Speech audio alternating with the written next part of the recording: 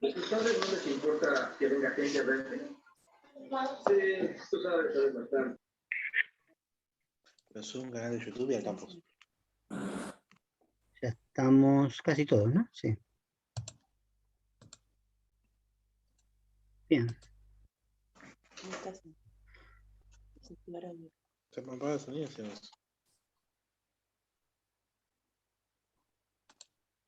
Bueno.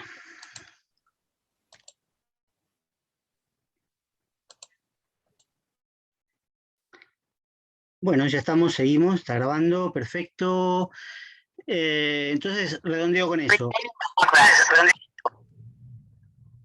Simplemente lo que tenemos es que el signo para Saussure es la unión de un concepto y una imagen acústica, o de una imagen acústica y un concepto. Ambas caras son igualmente psíquicas, mentales, están en la mente, no son perceptibles, no son materiales o sustanciales. Concretas o abstractas, bueno, ahí ya podría haber una discusión un poco larga, porque Saussure dice que son concretas, otros no. Vamos a ver, después vamos a ver con Bakhtin, a ver qué es lo que opina, porque es muy importante la contraposición con Bakhtin, qué opina al respecto. Pero para eso primero tenemos que aprender bien lo que dice Saussure. ¿Qué pasa entonces? Como hablábamos recién, y ya alguien adelantó la clase pasada, ¿no? La denominación de concepto e imagen acústica está bien, sirve para el lenguaje hablado, pero se podría transformar de manera un poquito más útil y productiva en significante y significado. Dentro de la lengua o del sistema lingüístico, concepto y significado es igual, es lo mismo. Dentro de la lengua, imagen acústica y significante es lo mismo. Son sinónimos, ¿sí? Se puede usar cualquiera de los dos. Queda feo mezclar, digamos, ¿no? Si concepto y significante, por ejemplo.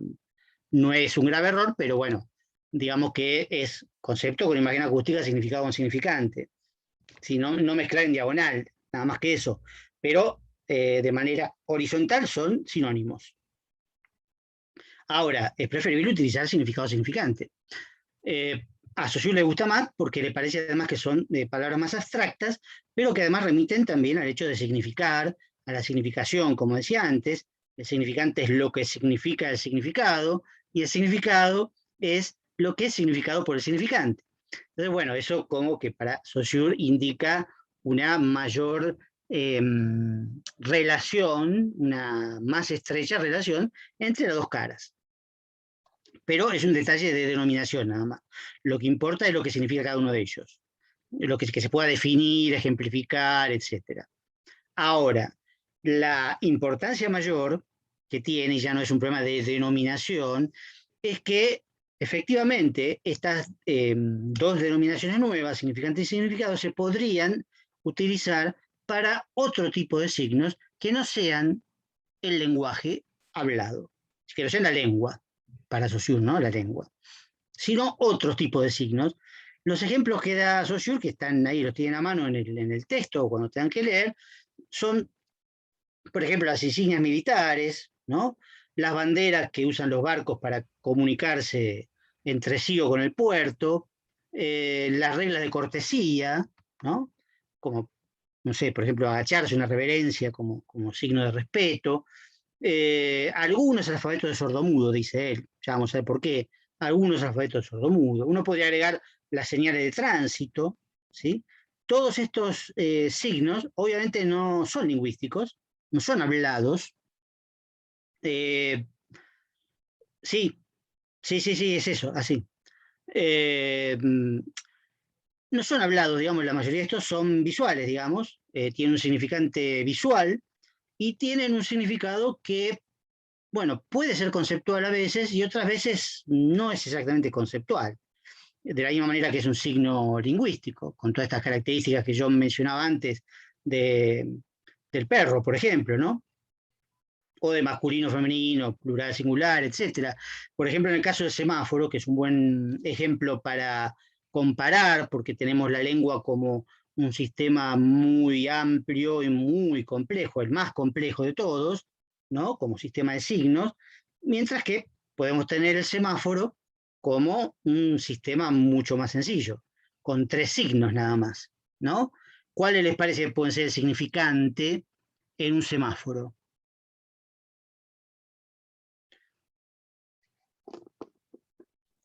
Las Vale, luces. El avance, verde es precaución. avanzar. Perdón, se me mezclaron. ¿Qué dicen? Escuché verde por ahí. No, yo decía, el verde es avanzar. Bueno, pero pregunté por el significante. Sería Las verde. luces.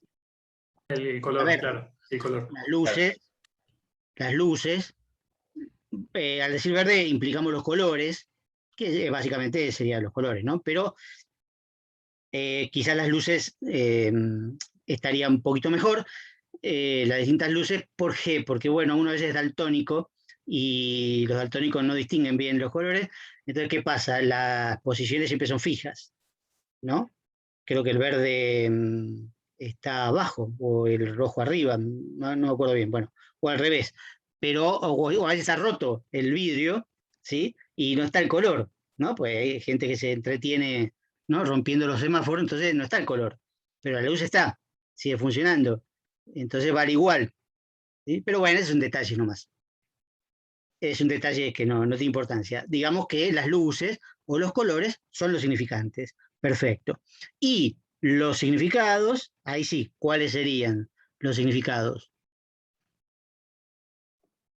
Vale, precaución, Avanzar. avance. Perfecto, como acá, como decía Darío, avanzar en el caso del verde, frenar en el caso del rojo y acelerar en el caso del amarillo. No, bueno, acelerar no, precaución, precaución. Pero, ¿qué pasa? Esos significados, efectivamente, como bien dijo alguien por acá en el chat, funcionan como señales, ¿no? Como señales de tránsito, ¿sí? Pero acá la estamos viendo como signos, ¿no? Signos es la palabra clave, no señales. Y ni indicar, la palabra indicar nos remite a otra cosa. Pero sí el hecho de que justamente el significado no es exactamente conceptual, porque ¿cuál es el significado de rojo? Detenerse, ¿sí? Obligación de detenerse. Es más bien un significado de una acción, ¿no? Procedimental o de actitud que uno tiene que tener y que es obligatorio, pero las palabras también son obligatorias. Los signos son obligatorios. Si uno se quiere comunicar, tiene que usar los signos correctamente. Es lo mismo. Así que también en ese caso, bueno, hay leyes. Ya lo habíamos visto en la clase pasada. Hay leyes para que funcionen los signos entre sí. Acá también hay leyes. Pero bueno, son muy sencillas, ¿sí? Ahora, no son conceptos exactamente. Son más bien acciones que uno debe realizar. O no realizar, bueno, depende cómo lo vea, ¿no? O realizar por acción u omisión.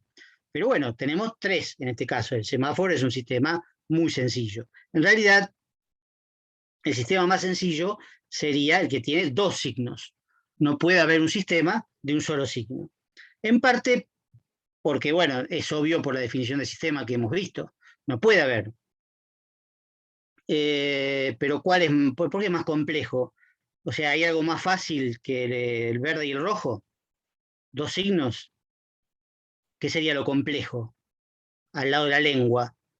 ¿O es más fácil aprender ruso que aprender un semáforo? Digamos, porque hay en otros países hay otras señales de tránsito también distintas. Y la verdad que se aprenden enseguida, digamos, es muy fácil aprenderlas, ¿sí? Pero aprender ruso o aprender alemán no es nada fácil, digamos. Uno puede estar años aprendiendo. No, lo complejo son las lenguas, ¿sí? Las señales de tránsito son relativamente fáciles, ¿sí? O los sistemas de, yo siempre hago así, las insignias militares. Las insignias militares, bueno, pueden ser más o menos difíciles, puede haber 20, 30, qué sé yo, depende del ejército, pero tampoco es tan difícil. En general te las enseña, bueno, lo que hicimos la colimba, nos las enseñaban a palo, digamos, ¿no? Para que uno las aprendiera de memoria, y la verdad que la aprendíamos, se aprendía. A veces es verdad que como se dice, la letra con sangre entra, ¿sí? Es feo, pero lo aprendíamos a los palos. Porque uno tenía que dirigirse al superior, a todos los superiores que había, con el correspondiente grado. porque si no, la pasaba muy mal. Entonces, supongamos, para el ejército nuestro, una estrella sería el cabo, 2 estrellas, cabo primero, 3 estrellas, sargento, y así. Después vienen los redondelitos, después viene un redondelito con un cosito rojo, hasta, bueno, el teniente general, que tiene 3 redondelitos con 3 cositos rojos. Esa tampoco es muy difícil, que digamos, es bastante fácil, se puede aprender bastante fácil, ¿sí? Pero bueno, había que aprenderlo rápido, entonces nos cagaban a palos para que lo pudiéramos aprender. Porque si uno se dirigía... Profe, Sí. puede Escucho. ser igual que también esté relacionado con tener algo visual que te hace entender qué es, porque quizá un idioma u otra lengua tiene como también este grado de complejidad de no entender de qué se trata, y quizá con lo visual es como que tenés algo más para apoyarte para entender qué significa. No creo que influya particularmente. No todos los sistemas de signos son visuales, hay otros sistemas de signos que son auditivos también.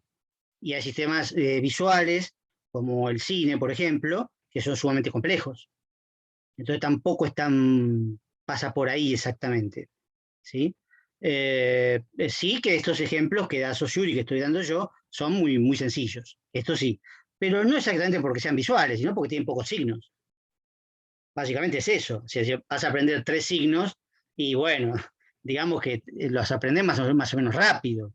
Si tenés que aprender 30 signos, y también vas a aprender más o menos rápido, ¿sí? Sobre todo si te obligan, ¿sí? Ahora, si tenés que aprender muchos signos, una gran cantidad de signos, bueno, ahí está más que nada la complejidad. Aún así, como sabemos, los chicos aprenden a hablar bastante rápido, ¿no? Porque generalmente están un año y medio, no dicen nada, y de repente, como habrán visto muchas veces, empiezan a hablar. Y cuando empiezan a hablar, no paran, digamos. O sea, aprenden de una manera muy rápida. Así que tampoco es tan difícil. Pero claro, el tema del aprendizaje no nos interesa demasiado. Es una cuestión psicológica más que nada. Evidentemente hay algo genético que se dispara en un momento dado y permite que uno empiece a hablar una lengua determinada. Ahora, eso no tiene, obviamente es una complejidad muy grande, y ya vamos a ver también qué pasa y qué consecuencias tiene esa complejidad. Pero a lo que quiero apuntar simplemente es que hay otro sistema de signos, ¿sí? Y estos sistemas de signos podrían ser estudiados por la ciencia llamada semiología, según Saussure, basándose en la lingüística, es decir, usando la lingüística como modelo de los otros tipos de signos, con lo cual se limita un poco la cantidad de signos o la cantidad de sistemas de signos que abarcaría esta semiología de origen saussuriano, o llamada escuela francesa también, porque deriva de Saussure. Y Saussure escribió en francés, aunque no lo era.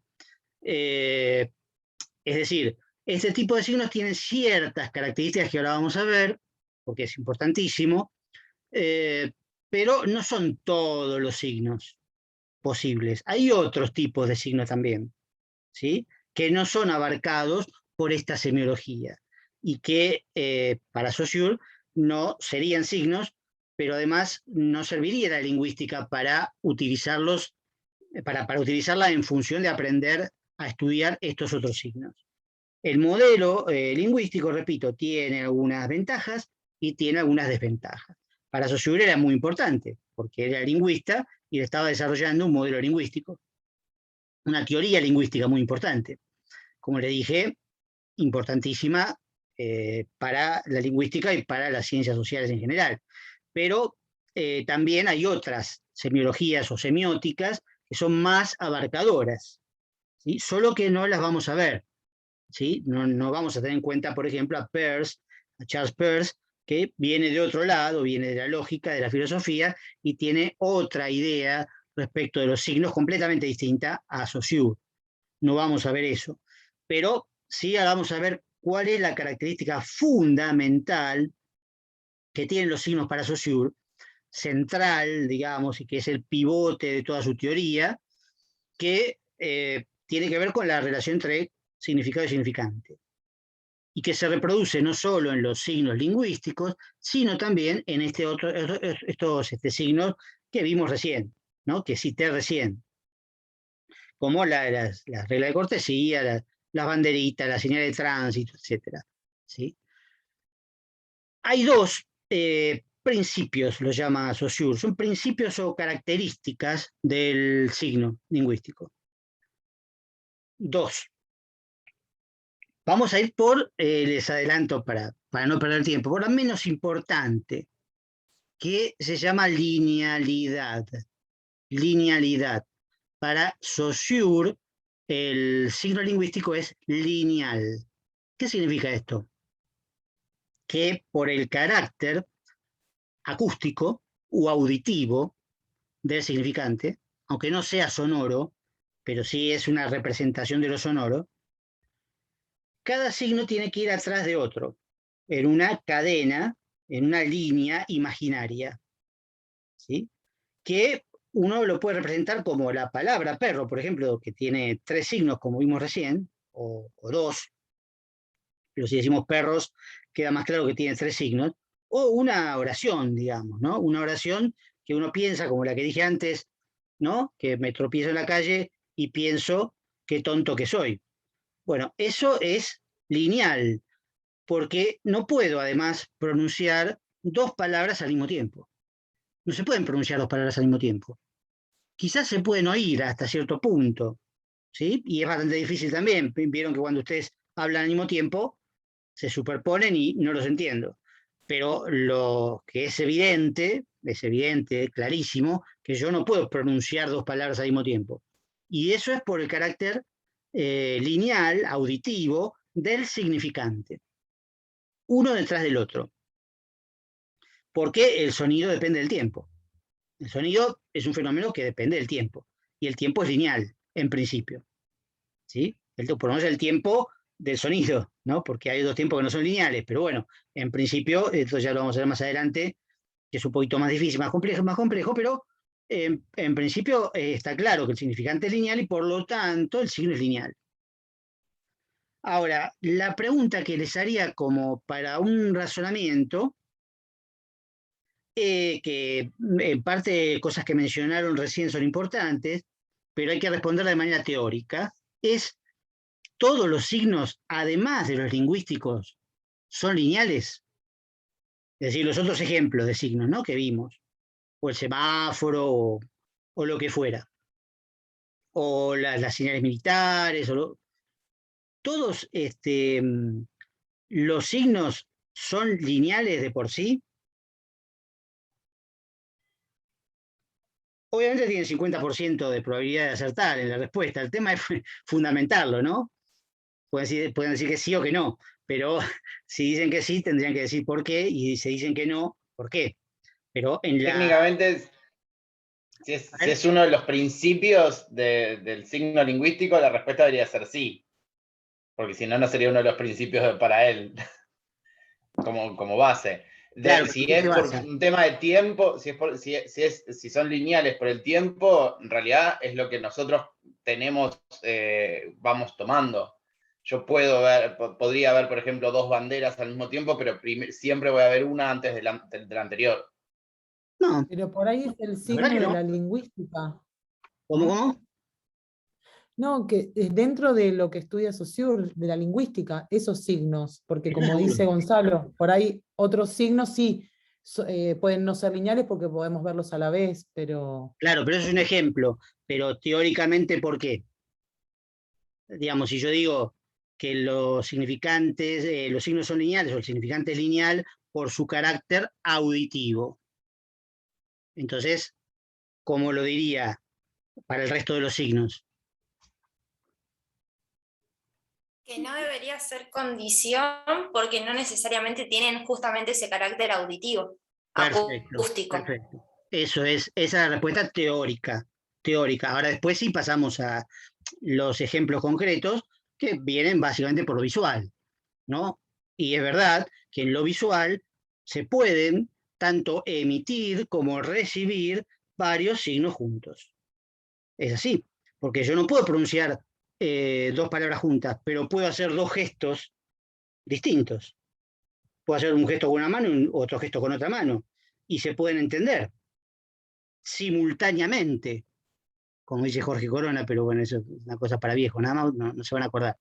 Pero simultáneamente pueden captar signos visuales, como cuando uno ve una película, obviamente, pero ahí hay una complejidad de una gran cantidad de signos, que además se están captando signos al mismo tiempo visuales y auditivos, por la música y los sonidos, etc. Pero está muy bien contestado. Si los signos no son auditivos, no tienen por qué ser lineales. ¿Sí? A lo mejor algunos sí pueden ser lineales. Podrían ser lineales por sus propias características de sistema de signos, porque funcionan de esa manera, por las reglas que los hacen funcionar de determinada manera, o como dijo Gonzalo, porque yo los veo uno detrás de otro. Pero si son emitidos de manera simultánea, yo los puedo ver de manera simultánea también.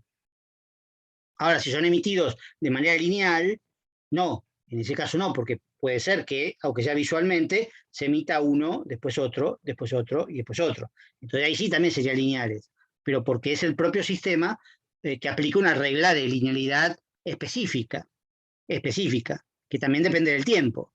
Pero en principio no es obligatorio, porque, repito, puede ser simultáneo. Digo lo visual porque es lo más fácil, pero podría haber otros casos en que no fuera visual. Pero bueno, los signos visuales son los que tenemos más a mano, digamos, porque todos estamos metidos en una civilización de la imagen, que es lo que más acostumbrados estamos, ¿no? Pero hay, por supuesto, otros tipos de signos, ¿no? Gustativos, etcétera, dependen de otros sentidos, ¿no? De otros sentidos, tal cual. Así que, bueno, esa pregunta está bien, puede ser una pregunta típica, digamos, de parcial, de dar vuelta a una definición para poder lograr una teoría contraria, más allá de los ejemplos. No se contesta con ejemplos, sino que se contesta con la teoría, pero inferida, ¿sí? Inferida, deducida de la teoría escrita, digamos, la teoría de Saussure.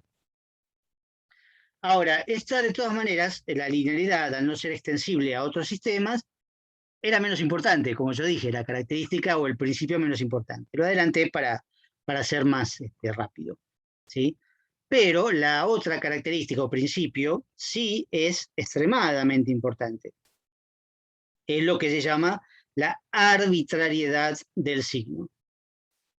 Arbitrariedad. El signo para Saussure es arbitrario. Fíjense que yo de vez en cuando digo para Saussure, ¿no? O según Saussure. Tengan en cuenta siempre que estamos viendo la teoría de Saussure, de un tipo, cualquiera. Un grande, por supuesto, un genio, pero no significa que diga la verdad o que no se pueda contradecir. El tema es que para contradecirlo, como vamos a hacerlo, a partir de Bakhtin, bueno, hay que echar mano a otro genio. Es decir, no es fácil contradecir a un genio, ¿sí? O reinterpretarlo también, ¿sí? Como hace Lacan con Freud. No es fácil, no lo hace cualquiera. Uno puede decir, bueno, Freud era un salame, pero la verdad que el salame es uno, ¿sí? No Freud. Si dice eso, el salame es uno y no Freud. Pero lo puede decir. Lo que pasa es que nadie te va a dar bolilla, ¿sí? Es decir, podés contradecir a Freud, pero ¿quién te va a dar bolilla? Nadie. Alguna vez, por supuesto, pueden llegar a crear sus propias teorías, pero para eso tienen que estudiar mucho y por ahí puede salir un nuevo Saussure o un nuevo Freud, pero no es algo que ocurra todos los días, ¿sí? Ese es el tema. Ahora, eso no significa, repito, que Freud o Saussure tengan razón o digan la verdad, porque en las ciencias sociales, en las humanidades, no existe tal cosa, ¿sí? Lo digo rápido, digamos, para que se entienda, ¿no? Hay diversas teorías, ¿sí? Pero ninguna de ellas es verdadera. En realidad, por supuesto, pasa lo mismo también en los modelos matemáticos y en la alta física, en la física superior, digamos, también pasa lo mismo. Pero bueno, de todas maneras está claro que en las ciencias exactas hay todo un terreno consensual, digamos, que no se discute. Bueno, se puede discutir la ley de la gravedad o el teorema de Pitágoras. Es absurdo. Ya está demostrado, perfecto. Pero por supuesto que hay, digamos, la matemática superior o los grandes modelos matemáticos, los grandes modelos físicos, sí son discutibles perfectamente, ¿no? Eso está claro. Pero en las ciencias sociales o en las ciencias humanas uno no puede decir, bueno, sí, Freud tiene razón o no tiene razón. Puede decir me gusta o no me gusta, ¿sí? Pero discutirle a Freud no es fácil. desde ya, ¿sí? Y discutir la sociedad tampoco, ¿sí? Pero repito que no es que eso quiere decir que diga la verdad, o que tenga la verdad en relación con una realidad que ni siquiera conocemos, ¿sí? Porque no es fácil conocer la realidad. Bueno, pero a lo que voy es simplemente que, por eso digo a cada rato, según Saussure o para Saussure, para que recuerden que estamos viendo una teoría determinada, ¿sí? Que es de Saussure, no es mía. No es mía, yo solo repito y trato de explicarla lo más claramente posible, pero no es mía, no la inventé yo y no es culpa mía tampoco. Entonces, ¿qué es la arbitrariedad?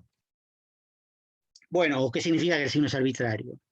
Significa que la relación entre el significado y el significante, o entre concepto e imagen acústica, es lo mismo, no tiene ninguna razón absoluta para ser, no tiene ningún motivo, es inmotivada, no tiene una lógica más que la lógica propia, pero no tiene una lógica exterior. Podría haber sido cualquier otra la relación, y será otra en el futuro. Y además, como hemos visto, en otros idiomas es distinta. Porque algunos conceptos que son muy parecidos en otros idiomas, como el caso de perro, en inglés se dice dog. Es decir, tiene otro significante. Y el concepto es más o menos parecido, ¿sí? De perro o de mesa, es más o menos parecido. Después puede haber algunas diferencias también en conceptos más complejos, donde ahí también es al revés. Incluso al revés, porque yo puedo decirle nudo. ¿Nudo qué es? ¿Qué significa nudo? Y bueno, más o menos pronunciado así nomás, sin mucho detalle.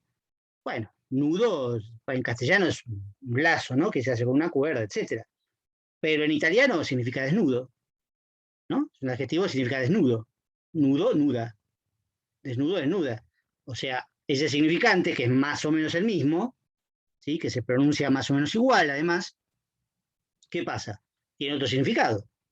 O sea, no es absoluto, no es motivado, no hay ninguna razón para que el concepto de perro se diga perro.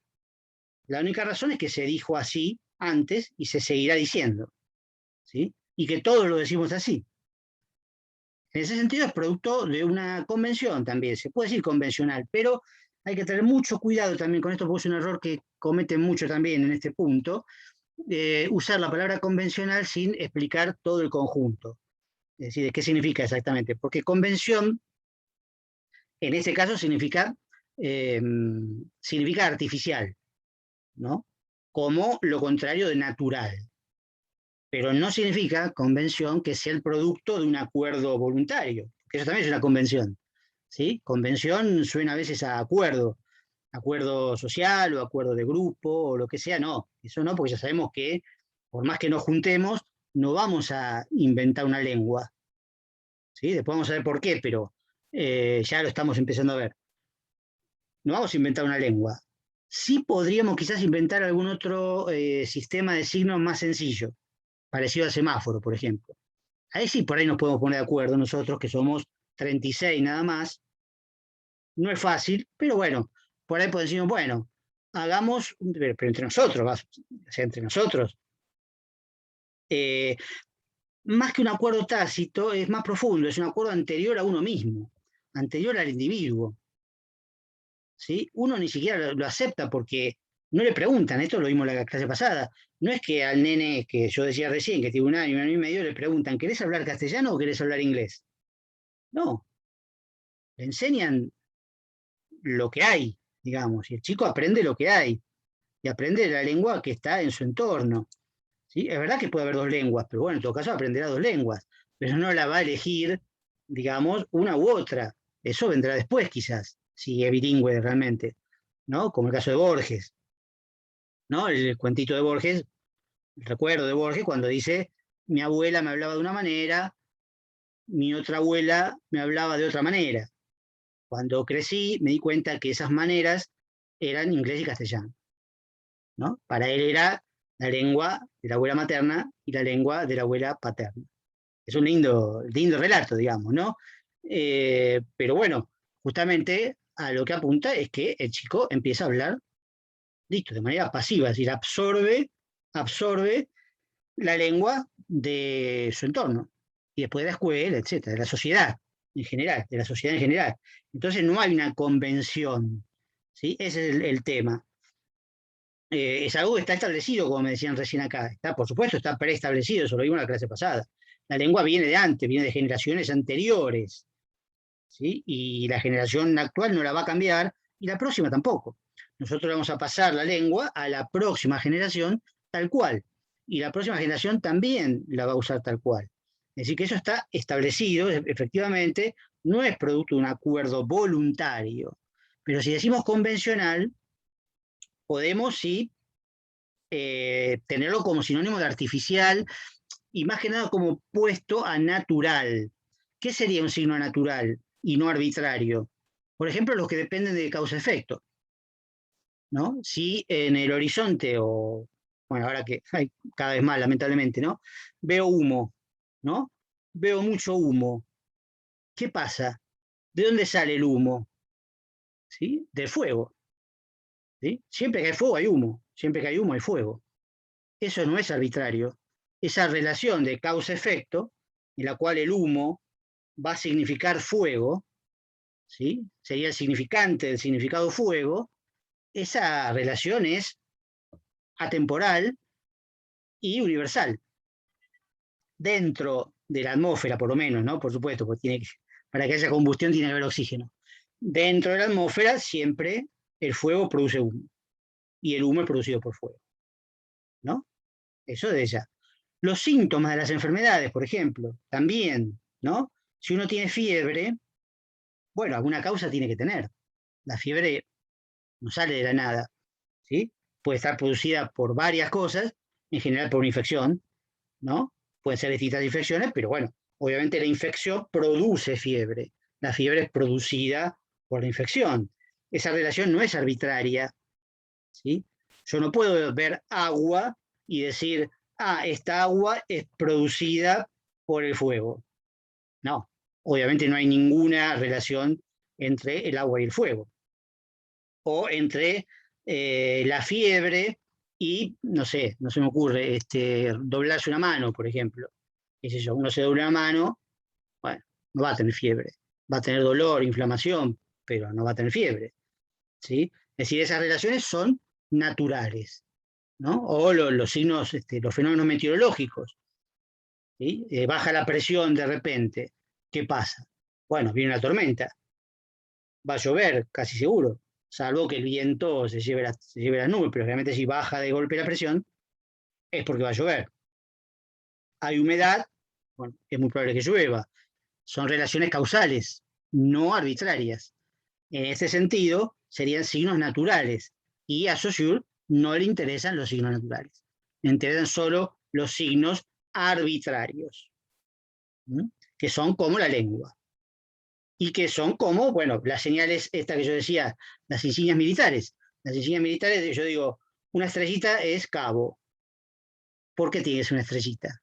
Podría ser cualquier otra cosa. De hecho, en otros ejércitos es otra cosa. Podría ser una florcita, qué sé yo. Podría ser cualquier cosa. Una florcita, y podría ser 3 florcitas, cabo, qué sé yo. Y 10 florcitas, capitán, no sé. Puede ser cualquier cosa. ¿Sí? Y para el estudio tampoco nos interesa de dónde vienen, porque viene de otra época. Sería. Claro, exacto, tal cual, tal cual. Eso por ahí, si tenemos tiempo, vamos a ver. Yo pensé que iba a terminar, pero no. Pero efectivamente, el estudio de la lengua se hace en el momento en que existe esa lengua, ¿sí? La historia de la lengua es secundaria para Saussure, ¿sí? Lo diacrónico, el eje diacrónico, es secundario, existe, ¿no? La evolución de la lengua, por supuesto, existe, se puede estudiar, etc.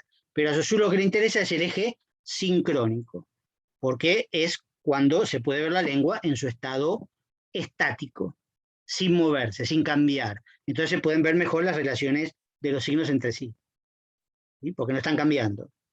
Si uno toma la evolución, bueno, los signos están cambiando permanentemente, los significantes están cambiando, los significados están cambiando, justamente por la arbitrariedad. Como son arbitrarios, cambian, ¿sí? Como yo decía recién, el fuego no cambia. Siempre fuego da humo en cualquier ocasión, en cualquier lugar del universo y de la historia. y lo mismo la fiebre, y lo mismo los fenómenos meteorológicos. ¿Sí? Eso es así.